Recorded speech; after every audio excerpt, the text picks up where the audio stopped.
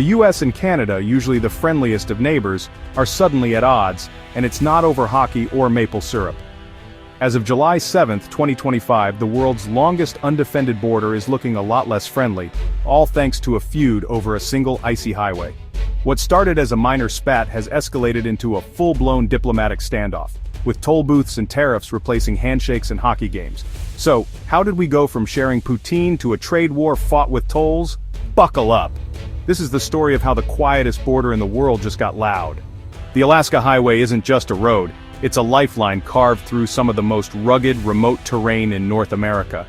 Stretching for over 1,300 miles, it weaves through endless forests, mountains, and wild rivers, connecting isolated communities to the outside world. For Alaskans, this highway is more than asphalt and gravel. It's their only direct link to the rest of the United States, a vital artery that keeps the state alive and connected. Built at breakneck speed during World War II, the Alaska Highway was a strategic military project, but today it's the only land route connecting Alaska to the lower 48. It carries everything from fresh produce and medicine to vital oil equipment and construction materials. While most goods still arrive by sea, that crucial 10% that comes by road is what keeps Alaska running, especially in winter, when storms can shut down ports and flights. For small towns scattered along the route, the highway isn't just a road, it's their economy, their supply chain, and their connection to emergency services. So when British Columbia threatened to slap tolls on this vital corridor, it wasn't just a nuisance, it was a strategic squeeze, putting pressure on every truck, every delivery, and every family relying on the highway. Messing with the Alaska Highway means holding a piece of America hostage, and Alaskans are feeling the pressure like never before, wondering what the future holds for their only road out. Enter British Columbia's bold move, the Economic Stabilization Tariff Response Act, a piece of legislation crafted in the halls of Victoria with one clear goal: to push back against American trade aggression. This act gives the province sweeping new powers, including the authority to slap tolls on U.S. trucks making their way up to Alaska, a vital supply route for the state.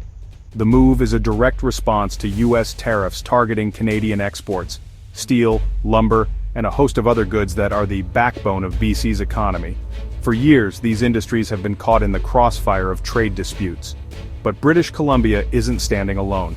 The federal government and other provinces are joining the fray, rolling out their own countermeasures, everything from electricity surcharges on U.S. utilities to outright bans on American whiskey and other products. At the heart of it all are the Alaska Highway tolls.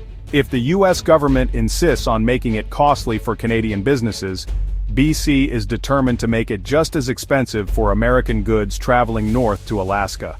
It's a high-stakes game of economic chicken, with a remote, rugged highway serving as the unlikely battleground for this escalating trade conflict.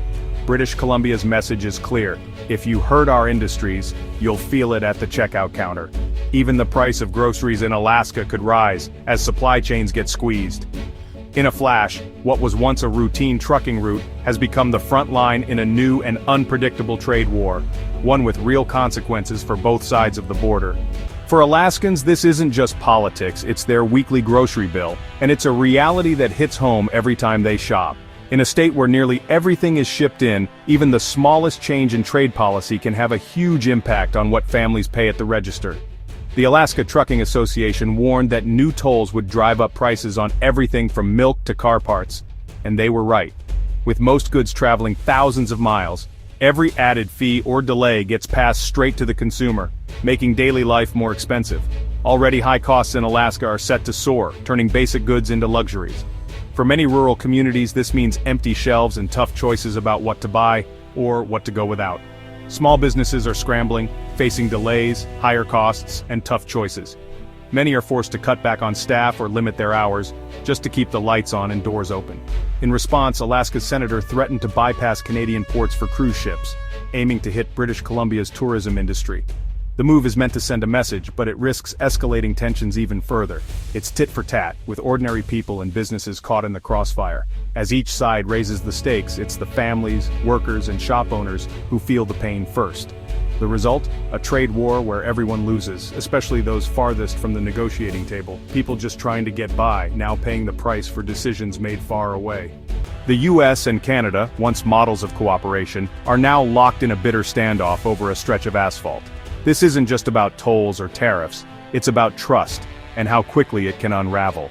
If escalation continues, the fallout could reshape North American trade and hurt both economies. What's needed now is real diplomacy, leaders willing to step in, de-escalate and restore the partnership. This bizarre highway feud is a warning. Even the closest friendships can fracture under political pressure. Let's hope both sides remember that building bridges is always better than building toll booths.